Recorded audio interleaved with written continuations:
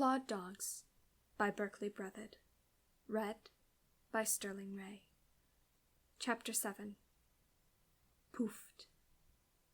"Heidi, come to me, niece," a man's voice said from the darkness above the stairs. The girl froze.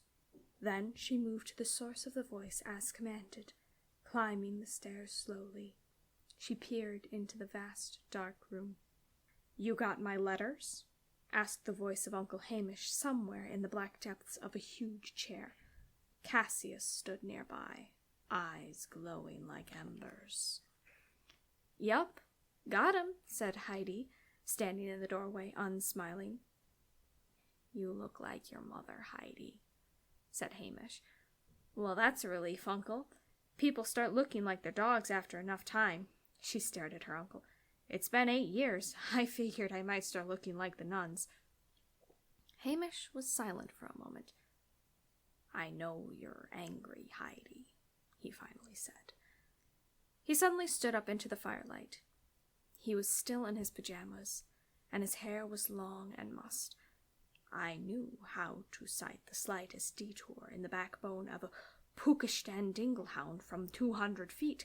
I could massage out the kinks of the curls of a crested Cape Town kinkapoodle. I knew how to nurse 20 puppies with 20 bottles in 2 hands and another 5 in my feet. 20!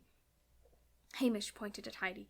"But I couldn't braid a 6-year-old girl's ponytail." "I do my own braiding," said Heidi, not buying it for a second. He ran a hand through his hair. "I'm sorry. Parenting you would have made as much sense as Cassius here herding sheep." "The horror," said Cassius. "The grass stains." Heidi felt the bag on her shoulder move. The dachshund wanted out. "I do too," thought Heidi. Hamish collapsed back into his huge chair and put his face in his hands. He spoke quietly this time. It was me who dreamed of finding a champion Tibetan yik nibbler hound. It was my dream.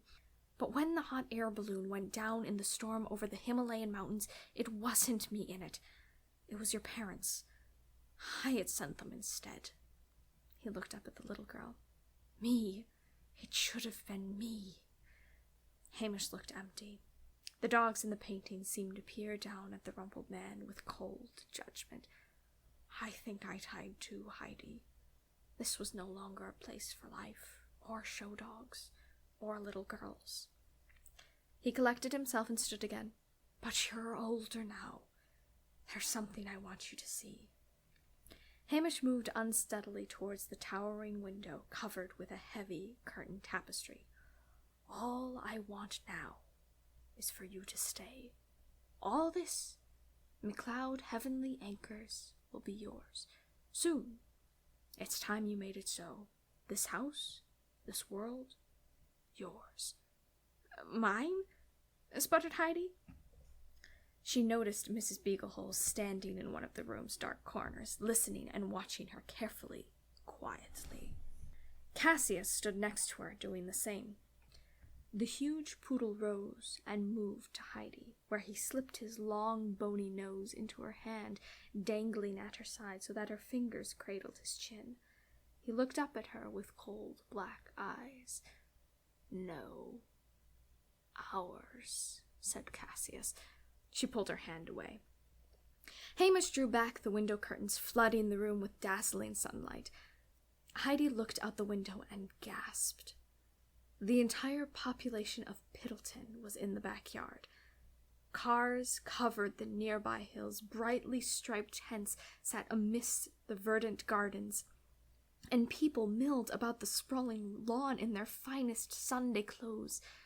The women were festooned in sparkling bracelets and astonishingly large hats in the shape of inverted serving bowls.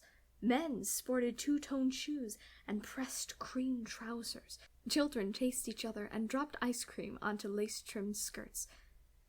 And each gloved hand held a leash, at each of which was strutting a hound of traffic-stopping beauty, of brushed and curled and poofed fur glistening like woven gold, and noses and backbones aligned more perfectly than the pyramids of Egypt.